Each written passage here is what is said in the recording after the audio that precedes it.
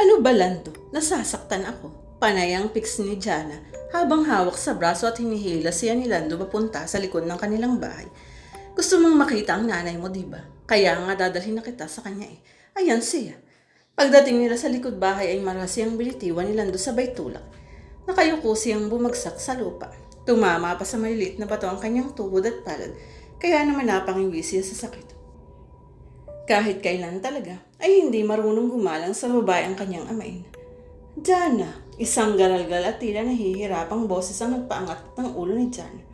Sumabog agad ang luha sa kanyang mga mata nang makita niya ang kanyang nanay na si Sonia. Napakadumi ng suot nitong bestida. Magulo ang buhok at naninigas na. Nilalangaw din ang ilang sugat nito sa braso at paa. Ang higit na ikinadurog ng puso niya ay nakakulong ito sa isang kulungan na yari sa bakal at may kandado pa iyon. Para itong isang aso, isang hayop na nakakulong doon. Nakaupo lang ito dahil hindi ito maaaring tumayo sa liit ng kulungan. Tumayo si Jana at hinarap si Lando. Anong ginawa mo sa nanay ko? Ako mang sasampalin niya ito pero agad nitong nasalag ang kanyang kamay. Bakit mo ako sasampalin? Dapat nga ay magpasalamat ka pa sa akin. Tatawa-tawa nitong sabi. Demonyo ka, gigil na mura niya dito. Walang puto ng pag-aagos ng lugahan ng kanyang mga mata.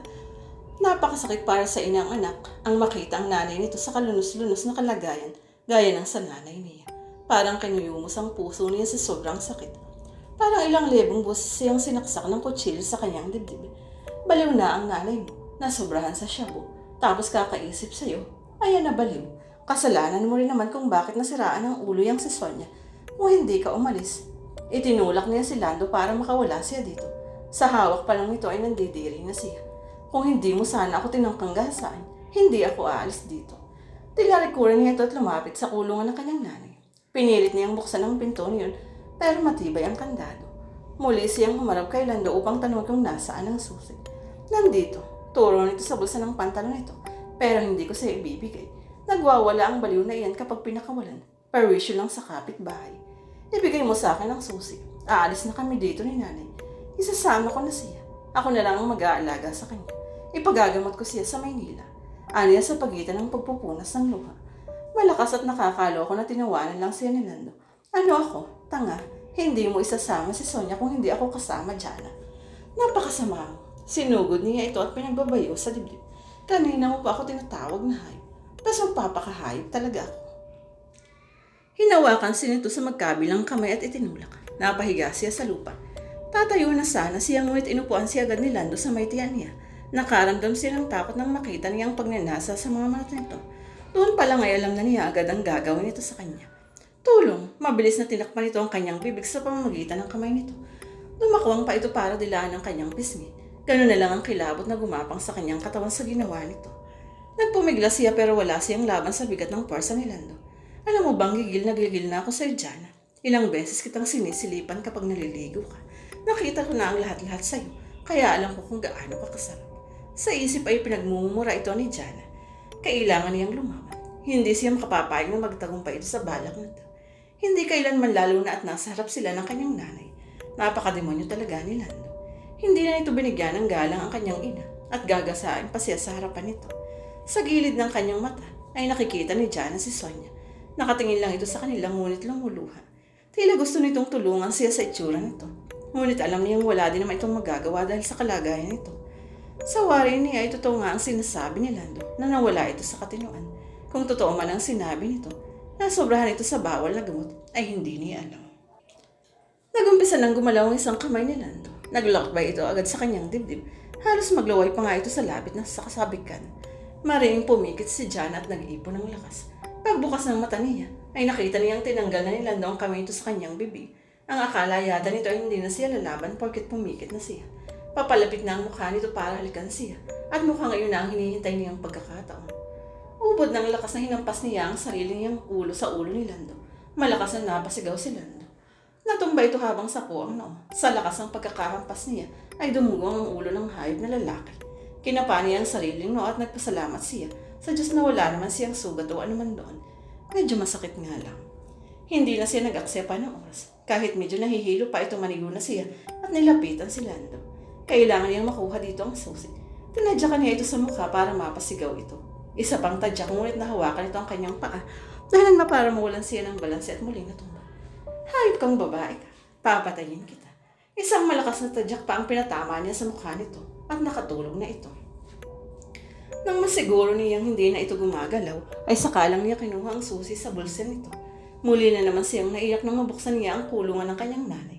Awang-awa talaga siya sa ginawa dito ng ama niya.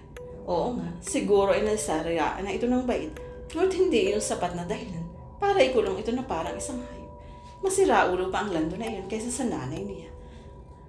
Jana, ikaw ang anak ko, sabi ng nanay sa kanya nang makalabas na ito. Hinaplos-haplos pa nito ang kanyang mukha. Opo, nanay, ako nga po, ang anak ninyo. Napakasarap pakinggan ng tawagin siya nitong anak. Kay tagal ng panahon kasi na hindi siya nito tinawag na ganun simula nang dumating sa buhay nito si Lando. Sa lalaki ang iyon na lang kasi umikot ang mundo nito dahil sa labis na pagmamahal. Saan tayo pupunta? Tila isang batang walang muwang na tanong nito. Sasama na po kayo sa akin, nanay. Hindi na po tayo magkakahiwalay. At mahigpit niya itong niyak. Inalalayan niya itong makalabas ng bahay nila. Nagpatawag siya ng pulis sa mga taong naroon upang ipahuli si Lando. Nang araw din na yun ay tinawagan niya si Lucinda at sinabi niya dito na kung maaari ay magpapasundo siya kay Homer. Sinabi din na dito isasama na niya ang kanyang nanay pag-uwi at agad naman na pumayag ito. Halos isang oras din ang lumipas bago dumating ang mga pulis. Agad na hinuli si Lando. Alam naman pala ng mga tao doon ang nangyayari sa nanay niya. Ngunit sadyang takot lang ang mga ito kay Lando dahil nga isa itong adik at basagulero. Hindi na po ako papayag na may manakit pa sa inyong nanay. Ani Jana sabay halik sa noon ng kanyang nanay. Nakatanaw sila sa papalayong police car kung saan lulan si Lando. Oo naman, Iya. Welcome na welcome dito ang nanay mo, si Sonia sa bahay. Ang mahal mo ay mahal na rin namin kaya huwag kang mag-alala kung dito man siya titira. Napakalaki ng ngiti ni Jana nang pumayag. Si Lucinda na magpaalam siya dito na kung pwede ay dito na sa bahay nila tumira ang tunay niyang ina. Tila isang bata na palingali-nga lang ang kanyang nanay sa malawak na sala sa mga Alvarez habang nakaupo ito sa magandang upuan. Katabi niya ito at magkahawak sila ng kamay. Salamat po, Mama. Gusto ko rin po sanang ipagamot si nanay.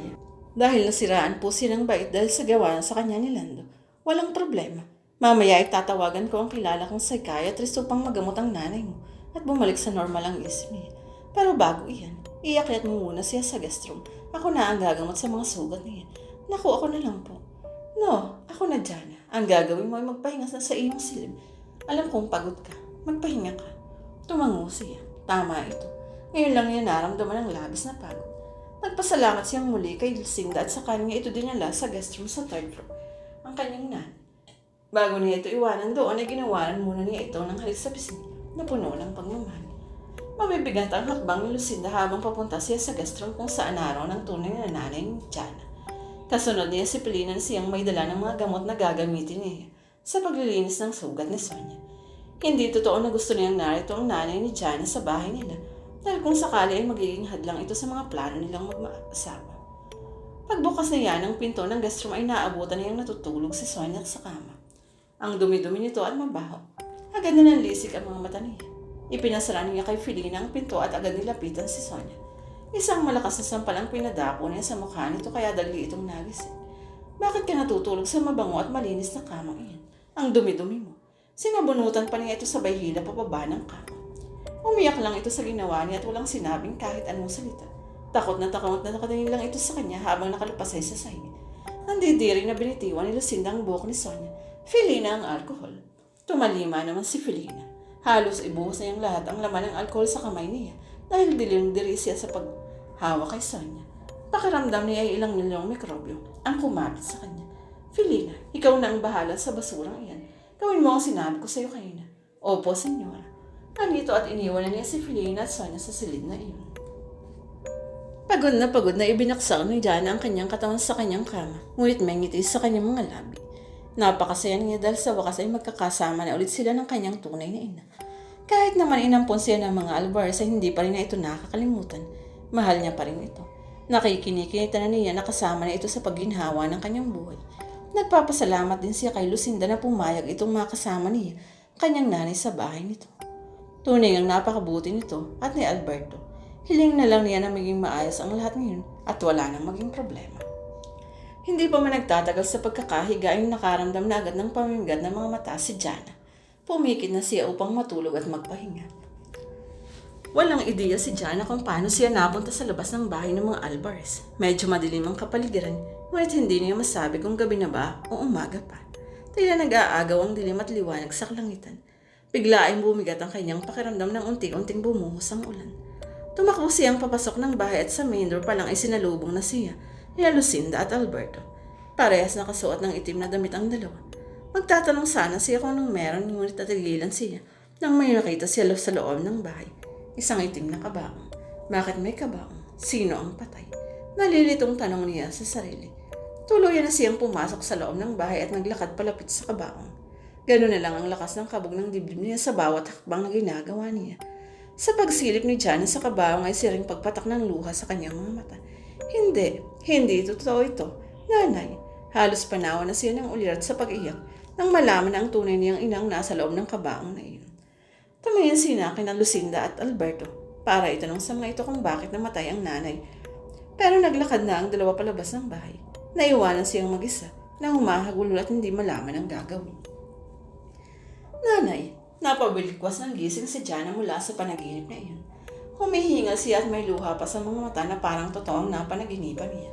Damang-dama niya ang lukantang sandaling iyon kahit alam niyang panaginip lang naman na namatay ang nanay niya. Masamang pangitain niya naman ba ito? Ibig ba sabihin ay hindi magandang mangyayari sa nanay niya? Ngunit paano mangyayari yun yung magkasama silang dalawa? Stress lang siguro ito kaya naginip ako ng ganun. Pangungumbinsi pa niya sa sarili. Bumaba muna siya sa kama at dumungo sa bintana upang sumagap ng sariwang hangin. Malapit na palang gumabi dahil nababahiran na ng kulay kahil ang ilang bahagi ng kalagatan. Automatikong napangiti si Jana. Hindi na dapat niya iniisipan na panaginip niya. Kanina dahil imposibleng mangyari yun. Isang malalim na paghinga pa ang pinakawalan niya. Haalis na sana siya sa pagkakadungo sa bintana nang may biglang dumaan sa harapan niya. Tila isang malaking bagay na nahulog mula sa itaas. Isinungo niya ang ulo at tumingala at nakita niyang nakabukas ang bintana sa guest room kung saan naroon ang kanyang nanay. Bigla siyang kinabahan. Tinignan niya agad ang nahulog na bagay mula sa itaas at ganoon lang ang pagkahindik niya nang malaman na hindi isang bagay yun kundi isang tao. Ang kanyang nanay. Nanay, malakas na sigaw ni Jana. Halos mawaliw siya sa pagsigaw at pag-iyak nang makita niyang sinapit nito. Humampas marahil sa bato ang ulo nito nang mahulog kaya dumudugo iyon at ang katawan nito ay saktong tumusok sa bakal na bakod